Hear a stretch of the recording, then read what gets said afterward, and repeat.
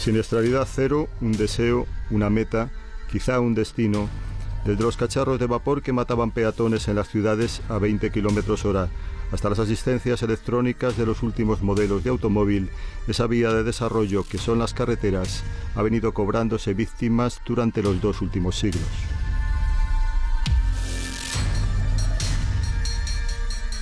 Yo creo que esta ley llega en un momento ideal. Creo que tiene unos factores fantásticos y muy importantes para esta reducción de la siniestralidad, pero lo completamos con otras medidas o si no, yo creo que desafortunadamente las previsiones no son muy halagüeñas.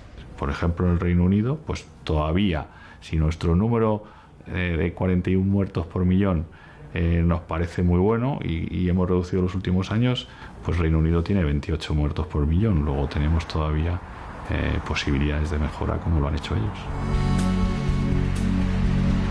Llueve y está mojada la carretera, qué largo es el camino. La reforma que en breve entra en vigor, la número 18 de la Ley de Seguridad Vial, llega tras una sostenida reducción de la siniestralidad en los últimos 25 años, la mayor de ellas en 2013. La mejora de la red de carreteras, de los sistemas de seguridad en los vehículos y de la conciencia de los conductores durante estos años parecen factores indiscutibles de esa disminución. Aquello que ahora se ha retocado es precisamente en aras a continuar avanzando de manera que la población se pueda beneficiar de una estructura mucho más favorecedora a esa siniestralidad cero que todos anhelamos y que todos perseguimos. La ley abre el abanico de las velocidades. Las máximas podrían aumentar de 120 a 130 en determinados tramos de autopistas y autovías que deberá fijar el futuro reglamento. Ahora, ¿a cuánto vamos? A 120.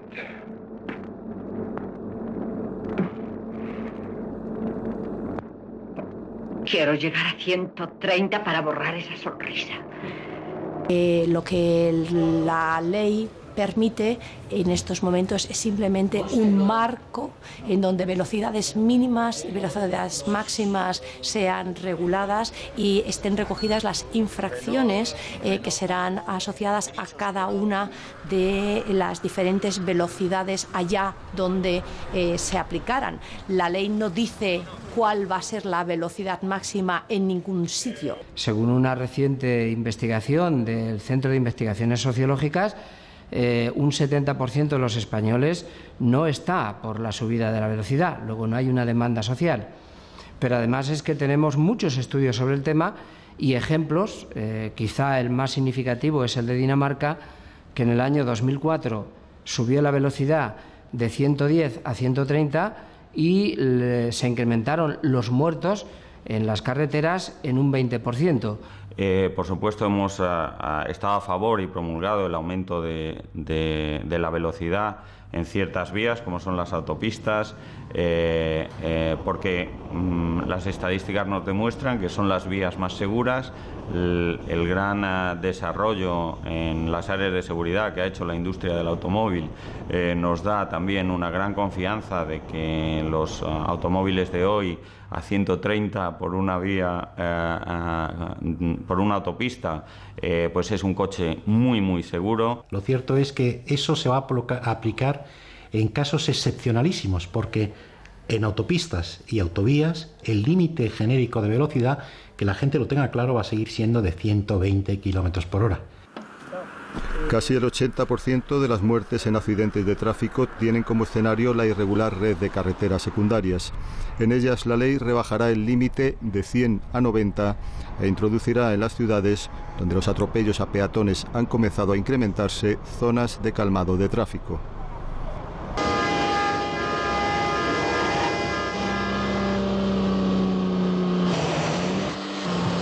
Hemos mejorado sustancialmente el rango hacia abajo, recogemos incluso infracciones cuando el límite de velocidad máximo es 20 y lo que hemos también documentado es cómo aumentamos el rigor del cumplimiento de esas velocidades máximas. Es una de las mejores medidas que hemos visto en esta reforma de la ley, el descenso de la velocidad en estas carreteras. No olvidemos que en ciudades podemos encontrarnos con velocidades de 20 km por hora, que en caso de atropello el peatón pensamos que no resultará gravemente herido. Nosotros creemos que necesita una reforma global todo el tema de la señalización y de la velocidad en la red secundaria.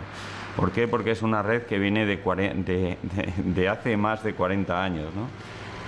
Con unas necesidades distintas, con unas condiciones distintas, con un parque automovilístico distinto. Yo creo que es mejor que los límites de velocidad, y en eso se basa la confianza del automovilista, es que se fijen específicamente a cada tramo de carretera y a cada circunstancia, y lo que pasa es que eso conlleva un gasto y conlleva un esfuerzo de analizar cada tramo de carretera para saber e informar al usuario.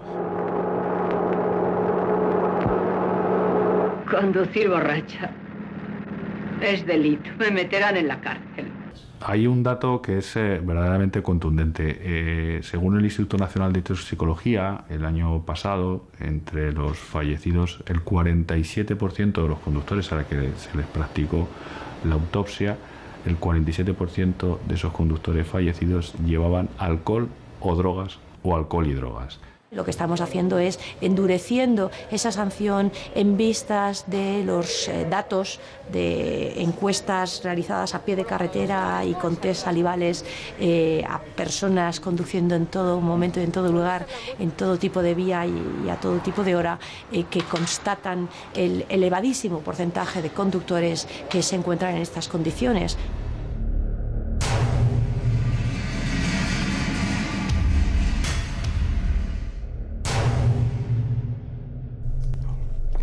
Los accidentes de tráfico continúan siendo la primera causa de muerte infantil. En 2012 aumentaron respecto al año anterior. Varios estudios establecen que entre un 20 y un 50% de los sistemas de retención infantil están mal colocados en los vehículos o no son los adecuados y que esto multiplica por 4 la posibilidad de sufrir lesiones. Por el contrario, su uso correcto redujo en un 80% en la última década las muertes y heridas graves en los niños.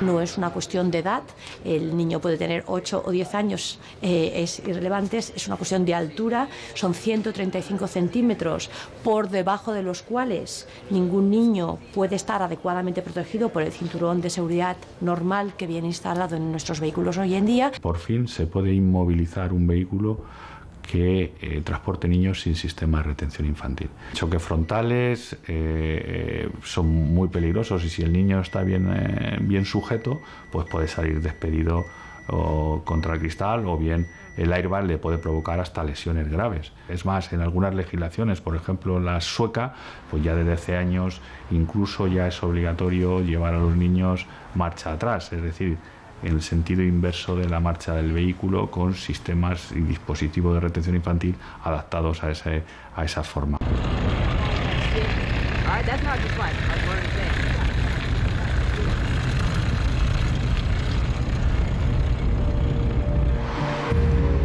La utilización del casco en bicicleta, obligatoria hoy en carretera, se ha extendido en ciudad solo a los menores de 16, limitación de edad que no ha acabado con la polémica. Nuestro miedo es efectivamente que luego, por desarrollo reglamentario, lo hagan obligatorio, lo extiendan a todo el mundo en la ciudad. Y en la ciudad consideramos que lo que hace el casco siendo obligatorio es desincentivar el uso de la bicicleta. Básicamente se ve a la bicicleta como un estorbo en la vía y se intenta apartarla para que estorbe lo menos posible. Esto es lo peor que se puede hacer si se está pensando en la seguridad del tráfico en bicicleta, donde justamente lo que hay que hacer es lo contrario, darle a la bicicleta un papel protagonista en la calle, no más que otros vehículos, pero tampoco menos. A mí lo más importante no es tanto la nueva ni la antigua normativa. Para mí es mucho más importante que ni la nueva se conoce suficientemente ni la antigua, ni los conductores, que son un peligro para nosotros, no siempre, no todos, ni los ciclistas, que a veces somos un peligro para los peatones cuando utilizamos la acera. Si pudiera ver algo... Es difícil trabajar a oscuras, ¿verdad? No podemos pagar un piso nuevo. Nuestro presupuesto no da ni para un tubo de escape nuevo. La crisis se nos ha introducido en la seguridad vial de una manera muy importante. Por una parte, ha disminuido la movilidad en un 30% desde que empezó la crisis. Lógicamente, eso puede haber repercutido en que haya menos accidentes. Pero a su vez, los conductores nos dicen en los estudios que están más agresivos, están más distraídos, están más estresados ellos mismos y ven que también a los demás les ocurre. Nos dicen también algo muy preocupante y muy grave, y es que como no tienen dinero no van a mantener el vehículo y de hecho se están incrementando de manera muy notable los accidentes por fallo mecánico. Además, la crisis ha agudizado el mantenimiento de esta red secundaria. En algunos casos las carreteras están en estados lamentables, donde a lo mejor el ir a 50 es una verdadera temeridad. Entonces, por eso entiendo que es una medida, o sea, tenemos que ir a una solución global con medidas que sean, por un lado, el establecer los límites adecuados, por otro lado, el mejorar el mantenimiento de las vías, por otro lado, el intentar retirar de circulación ciertos vehículos que no cumplen las condiciones mínimas de seguridad.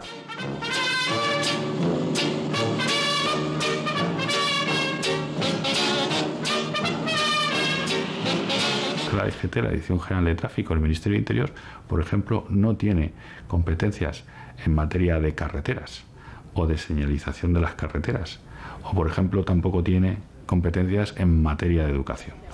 Si tuviéramos esa asignatura que llevamos pidiendo años, esa asignatura de seguridad vial, sería mucho más fácil la educación y sería mucho mejores los comportamientos.